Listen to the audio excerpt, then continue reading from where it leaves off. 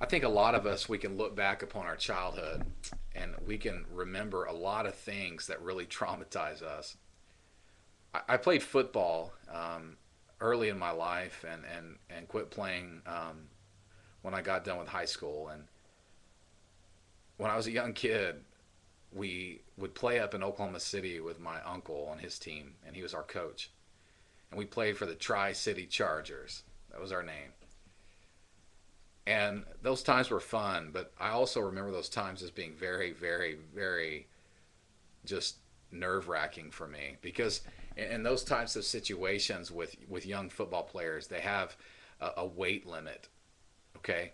And literally back in that time, and I don't know if they do this today, who knows, but back in that time, they would make us line up before the game, and we would have to be weighed with all of our pads on. And if we crossed this certain threshold of weight, I think it was like 85 pounds or something like that, we could not carry the football. We couldn't run it. If there was a fumble, we couldn't pick it up. We couldn't catch it. Nothing. If you crossed this line, you were not able to carry the football. And you ask, well, how did they determine that? Well, if you were in line and you crossed that threshold, they took this horrible, ugly sticker, this big black sticker with a yellow stripe in the middle, and literally slapped it on the front of your helmet. And that sticker literally said, "Look at me. Um, I'm too fat to carry the ball." Nice, huh? And I was always like really close to this threshold, and so it was like every week it was kind of different. I might have to wear that sticker some weeks, I might not. It just depends on whether I was over that pound mark. It was horrible, and I remember standing in those lines and just being so traumatized by that, and just being petrified. I think about that today, and I think that situation plays itself out everywhere all the time.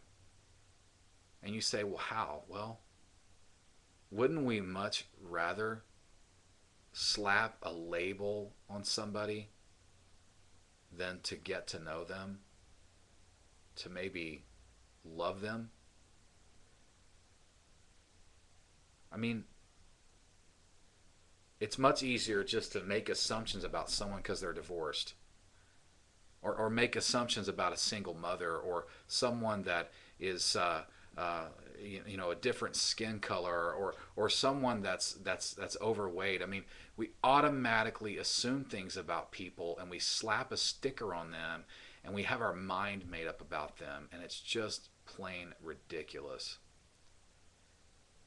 But it is. It's much easier to label people than to reach out to them and show them a little love. Jesus has a lot to say about this. And he tells me and he tells you in Matthew chapter 7, judge and you'll be judged. If you judge others, I'm going to judge you. And the measuring stick, the ruler that you measure people's lives with, is the same ruler that I'm going to measure your life with. So you better keep a short stick. So don't freak out on me right now, because I'm not talking about sin. I'm not talking about bad things that people do. We need to call people on the carpet sometimes in love and humility when we see them doing something wrong. Okay, that's not what I'm talking about. I'm talking about the simple fact that you and I judge with our eyes. We judge with things that we hear, and we just automatically assume things about people, and we stick a sticker on them and write them off. And it goes on all the time. And I don't know how that might, resonate within you today. But just look around at your work. Look around in your family. Look around at your friends, and ask yourself, am I unfairly labeling somebody just because of the way they look or what they've been through? And just maybe you might be able to pull that label off and realize that they're a person, that they're a human being that has feelings and emotions and a soul. And maybe it's time for you to get to know them. I love you all, and I hope you have a great day today. And as always, I ask you to be the church. Thanks.